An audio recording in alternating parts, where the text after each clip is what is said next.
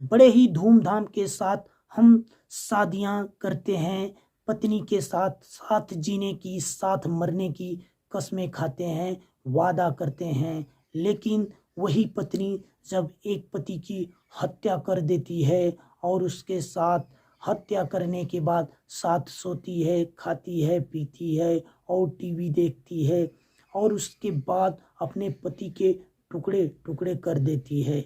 जी हाँ, यह घटना आप सुनकर आपका कलेजा कँपा उठेगा और आप सोचने पे मजबूर हो जाएंगे कि आखिरकार कोई पत्नी इतनी कैसे गिर गई कि अपने पति की ही हत्या कर देती है। आइए कहानी को विस्तार से सुनते हैं। जी हाँ, यह घटना हरियाणा प्रदेश के बहादुरगढ़ की है, जहाँ पर एक धर्मेंद्र नाम का शख्स आस्था नामक लड़की से शादी करता है और शादी बड़े धूमधाम के साथ करके बीवी को घर लाता है और बड़े ही अच्छे और से जीवन बीत रहे होते हैं। धर्मेंद्र अक्सर काम के सिलसिले से बाहर रहा करता है और घर में पैसे रुपए प्रॉपर्टी किसी भी चीज़ की कोई कमी नहीं है। आस्था घर में अकेला रहा करती है और वह कभी टीवी देखती है, कभी मोबाइल से बातें करती है, अपने मन को बहलाने के लिए वीडियो गेम खेलती है और पति उसका अक्सर काम के सिलसिले से बाहर ही आना जाना लगता है और बाहर में ही जाके वह रहा भी करता है, कभी कभार घर पे आया करता है। लेकिन उसी बीच आस्था अपने पास के ही एक लड़के से उसकी दोस्ती हो जाती है और यह दोस्ती बड़ी ही गहरी हो जाती है। एक दूसरे से संपर्क इतना बढ़ जाता है कि वो दोनों एक दूसरे को प्यार करने लगते हैं। और जब धर्मेंद्र काम के सिलसिले से बाहर जाता तो आस्था अपने प्रेमी आशु को घर में बुला लेती और साथ में रहा करती और मौज मस्ती किया करते थे। साथ में घूमना फिरना और खाना खाना इत्यादि तरीके से जीवन को मौज मस्ती ले रही होती है। लेकिन एक दिन की बात है जब वह घर में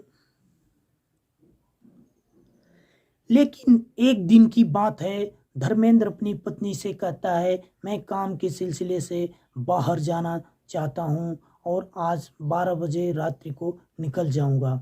इसके बाद शाम होती है, रात्रि होती है, वह ठीक 12 बजे घर से निकल जाता है। इसके बाद जब वह चला जाता है तो आस्था अपने प्रेमी आशु को फ़ोन करती है और उसे घर पे बुला लेती है। इसके बाद समय बीत गया और लगभग 1 बजे के करीब धर्मेंद्र वापस आ जाता है और घर को खोलता है और अंदर आता है। इसके बाद वह ऐसा नज़ारा देखता है कि वह उसकी शरीर आग बबूला हो जाती है और वह अपने पत्नी को मारने पीटने लगता है और इसके बाद उसका प्रेमी इसी का फ़ायदा उठा के भाग जाता है। और जब वह धर्मेंद्र अपने पत्नी पे गुस्सा उतार कर शांत होता है तो उसको समझाता बुझाता है।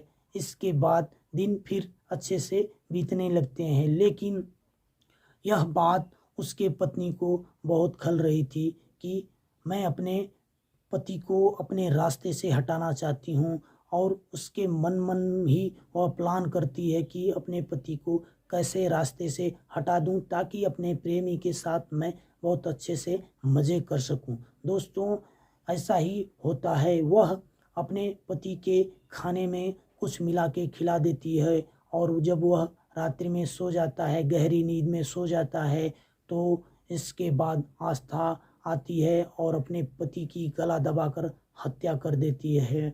इसके बाद हत्या करने के बाद वह सुकून के साथ सोती है। दिन होता है, खाना खाती है, टीवी देखती है, बातें करती है, फिर रात्रि होती है और फिर उस पति के साथ 2 दिन तक ऐसे ही सिलसिले चलते रहे, खाती रही, पीती रही और पति के साथ डेड बॉडी के साथ सोती रही।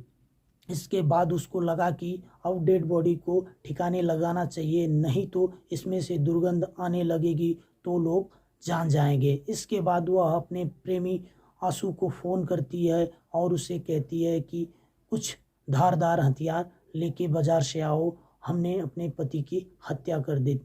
इसके बाद उसका आशिक एक हथियार लेके आता है, उसी हथियार से दोनों मिलके अपने पति की टुकड़े टुकड़े कर डालते हैं। इसके बाद टुकड़े टुकड़े करने के बाद रात्रि का इंतजार करते हैं कि रात्रि होगी तो लाश को ठिकाने लगाया जाएगा। उसी दौरान दरवाजे पे खटखटाहट की आवाज़ आई और आस्था जाके जब दरवाज़ा खोलती है तो उसके पैरों तले जमी खिसक जाती है और देखती है कि धर्मेंद्र का भाई और उसकी बहन दरवाजे पे खड़े थे और वह पूछते हैं धर्मेंद्र कहाँ है। वह कुछ नहीं बता पाती है और घर में आने से उन्हें रोकती है, लेकिन वे धक्का दे के घर में अंदर आ जाते हैं और आने के बाद जब वह देखते हैं मंजर तो वह चीखना चिल्लाना शुरू कर देते हैं। इसके बाद पास पड़ोस के लोग वहां जुट जाते हैं और पुलिस को फ़ोन होता है, पुलिस आती है और दोनों आरोपियों को गिरफ्तार कर लेती है और डेड बॉडी को साथ में लेके चली जाती है और दोनों को जेल में डाल दिया जाता है। इसके बाद दोस्तों यह घटना अगल बगल के पास पड़ोस के मोहल्ले के लोगों में इतना दहशत फैला देती है कि लोग सोचने पे मजबूर हो जाते हैं कि आखिरकार कोई पत्नी अपने पति की कैसे हत्या कर दी। जी हाँ दोस्तों, अपनी राय इस घटना पे क्या व्यक्त करना चाहेंगे कमेंट में ज़रूर करिएगा। आखिरकार इस घटना में किसकी गलती है, धर्मेंद्र की या उसके आशिक की या उसके पत्नी की? तो दोस्तों अपनी राय ज़रूर बताएं। इस कहानी को सुनाने का मात्र एक मकसद है कि आप सजग रहें, सावधान रहें, ताकि किसी भी व्यक्ति के साथ समाज में ऐसी अनहोनी ना घटित हो।